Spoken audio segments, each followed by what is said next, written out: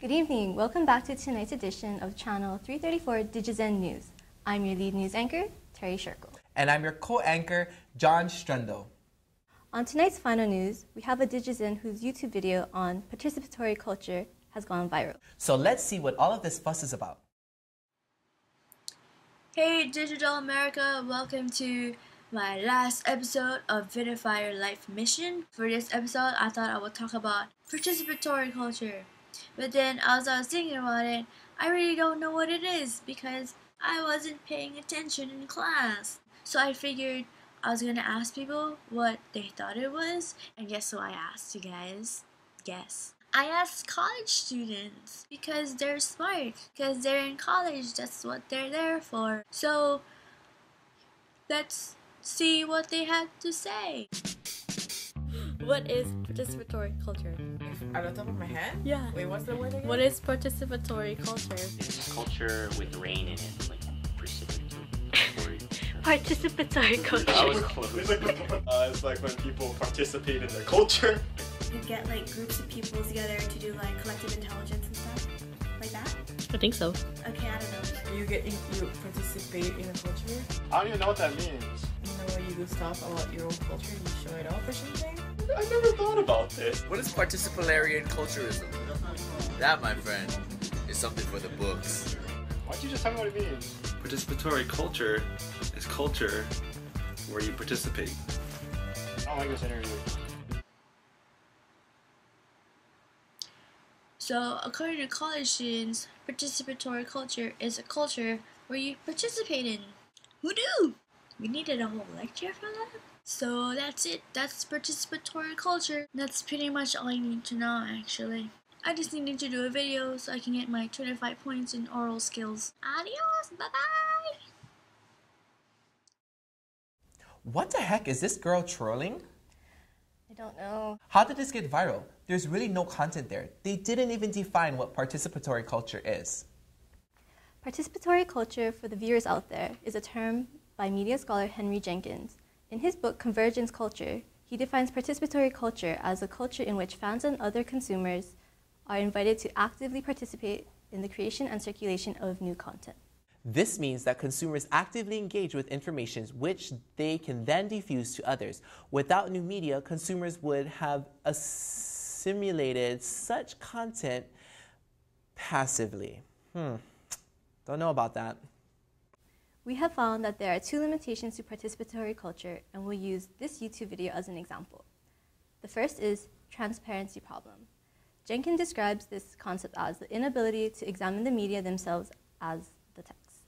Through the media, people have the ability to recognize information they receive, but overlook the medium they are gaining that information from. This means that because anyone can share information through media, there's really no credibility to the content that they're sharing in the clip. For example, in that clip, the Digizen obviously meant for the video to be a joke. Let's just say a kid goes and watches the video. They would not even recognize the fact that there's a difference between commercial interests and informational content. This means that the kid will be walking around thinking that participatory culture is where you just participate.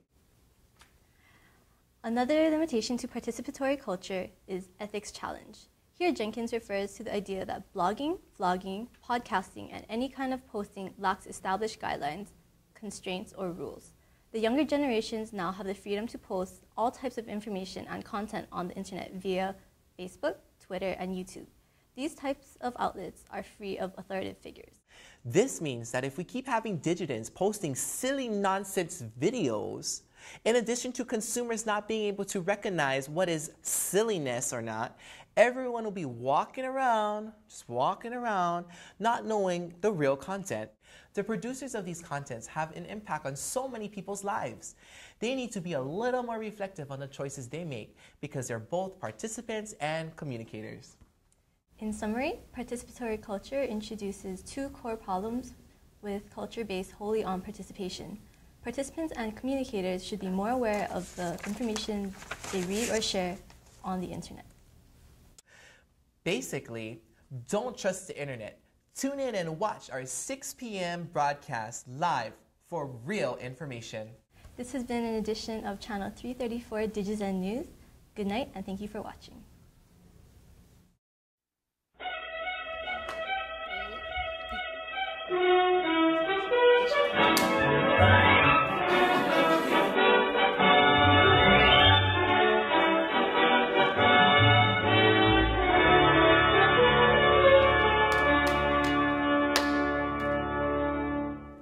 Good evening, and welcome back to tonight's edition of Channel 334 DigiZen News. I'm your lead anchor, Terry Sherko.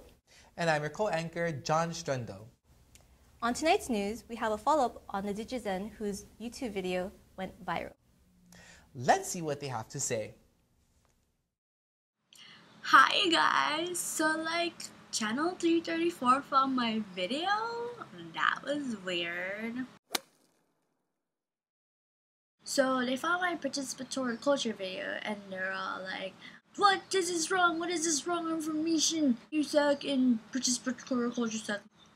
Yeah, of course it sucks. I only put it together in 2 minutes because the thing was due at midnight, so, So when I was watching the news, I realized that I really didn't know what they were talking about. I referred to the Convergence Culture book that I had to read for class. I read it, and guess what, you guys? There's stuff in there that's kind of, useful. I should have read it before I posted that video so that, you don't post wrong information on the internet. After reading, I realized that I do agree with what they said with the whole transparency problem. People should be aware of the medium that they're getting their information from. The whole ethics challenge thing, as participants and communicators, we do have impact on others, so we have to be more conscious and aware of what we're posting on these mediums. So I do agree that there are limitations to participatory culture, but what the newscasters forgot to mention are the good sides of participatory culture. I asked a fellow DigiZen who read the book before I have, which means she has more understanding. Also, she's a head researcher, and kind of talk about good stuff about it. So here's what she has to say based on the reading. Hello, fellow DigiZens of American Studies 334. I will be talking to you about participatory culture. Now, as all of you should know by now, participatory culture was first defined in Henry Jenkins' book, Convergence Culture. Jenkins defines participatory culture as being culture in which fans and other consumers are invited to actively participate in the creation and circulation of new content. So although this term may not exactly be mainstream yet, it's important to know that everyone is a participant in participatory culture, whether they know it by that phrase or not. Well, the most relevant example of participatory culture is how people become active fans of things like television series, books, music, or anything else that can generate mass popularity for a particular medium. So when you view and contribute fan work, whether it be fan fiction, fan art, or even music, to sites such as fanfiction.net, YouTube, and DeviantArt, you and the millions of others who view these sites daily are actively involved in participatory culture. So being an active part of participatory culture can be beneficial for the general population, and not just for fans of that series. As seen in Jenkins' example in his book about how young fans of the Harry Potter novel series were able to successfully lobby against Warner Brothers shutting down fan sites of Harry Potter, being involved in the process of participatory culture can have significant and lasting results. So the bad guys in this case, who are Warner Brothers, showed some signs of intelligence by recognizing the key yet simple fact that they needed the active participation of their fans in order for their film franchise of the Harry Potter series to be successful. Without them, they wouldn't go anywhere. And so rather than anger and alienate them, they made efforts to try to work things out with the fans. Another positive aspect of participatory culture is how it can affect education and prompt creativity from the participants. As seen from the unique format of our own American Studies 334 class, us DigiZens were able to contribute original material in creative formats. Examples of this include missions such as Podify Your Life, Vidify Your Life, and Blogify the World. So rather than just repeat what we learned from the text, we were able to contribute what we learned in creative ways on the American Studies 334 Wikispace page. So in a nutshell, participatory culture is something which most of us may not recognize offhand, but it is something which is a relevant part of our lives. I hope you all learned something from this Vidify, and peace out, folks. Aw, wasn't that nice? So those were just some potentials of participatory culture. This video is an example of participatory culture because, we learned something from class, and then by uploading it on YouTube, we're sharing our take on it and giving a different perspective on the topics. Yay! It's also important to note that all of this is possible with new technologies. We're no longer living in a world where we passively take in information like back in the days when they only had television and radio and a newspaper. Now we have the internet and laptops with editing softwares and, phones with cameras on them. Henry Jenkins said that we as audiences are empowered by these new technologies and demand to participate within this culture. That is exactly what we did, and I hope you know a little bit more about participatory culture. And I've said participatory culture so many times, I'm getting really sick of it. So I'm gonna say bye and good luck on your Animos missions. Yay, I'm so excited to see them. Okay, bye guys. Well, that was an interesting way of looking at it, huh? Mm-hmm. And now that we've seen both sides of participatory culture, we thought it would be more than appropriate to invite the expert on it himself. And it's because we can. Today we have the expert on participatory culture himself, Henry Jenkins. Hello, thank you for coming. Thank you for coming. Glad to be here. So, Mr. Jenkins, what are your thoughts on this topic? Well, much like how both the Digizens videos exemplified the negatives and positives of participatory culture, both sides brought up valid points that always come up in this debate. The Digizen addressed the limitations of participatory culture by correcting themselves in their second video.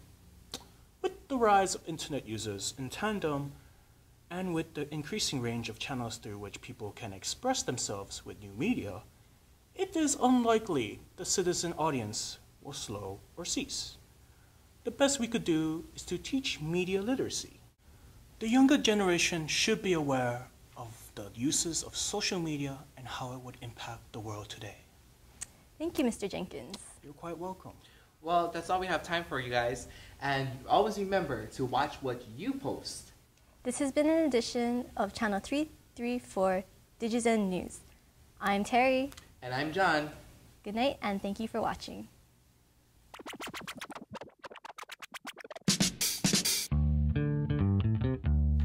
Oh my God! Woo!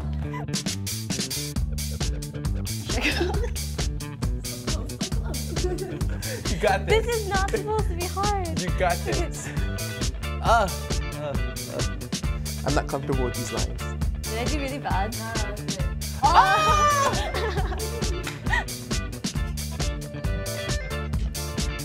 need a shot. I need a shot of ambition. I need a hand. I need a hand of nutrition. I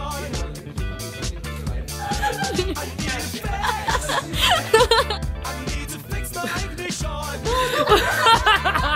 It's okay. Oh my God. Cause I'm on the ride fast, going nowhere. And I left my ride. Oh, thanks. I'm your lead anchor, Harry Sherfield. And I'm John. Oh my God, I forgot my name. I was say Justin Carmichael. Damn it. What is participatory culturism?